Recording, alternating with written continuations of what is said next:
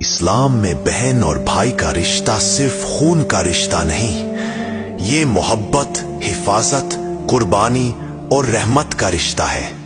بہن بھائی اس دنیا کے چند رشتوں میں سے ہیں جنہیں اللہ نے فطری محبت کے ساتھ پیدا کیا ہے۔ ان کے دلوں میں ایک دوسرے کے لیے وہ نرمی ہوتی ہے جو کسی اور رشتے میں نہیں ملتی۔ بھائی اپنی بہن کے لیے ڈھال بنتا ہے اور بہن اپنے بھائی کے لیے دعاؤں کا سایہ۔ بھائی کی ذمہ داری صرف خرچ یا حفاظت نہیں، اصل ذمہ داری ہے اسے عزت دینا، اس کا دل نہ دکھانا اور اس کی ضرورت کے وقت اس کا ساتھ دینا۔ اور بہن وہ گھر کی رونق بھی ہے، سکون بھی۔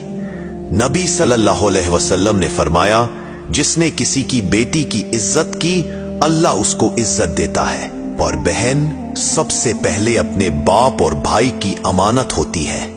بہن بھائی کا رشتہ وہ ہے جو وقت، فاصلوں یا فکر سے کمزور نہیں ہوتا۔ یہ وہ رشتہ ہے جو لڑائی میں بھی ٹوٹتا نہیں اور ناراضگی میں بھی دلوں میں محبت باقی رکھتا ہے۔ یاد رکھیں، بہن بھائی کا رشتہ اللہ کی نعمت ہے۔ جتنا اس کا خیال رکھو گے، اللہ اتنی ہی محبت تمہارے دلوں میں بڑھا دے گا۔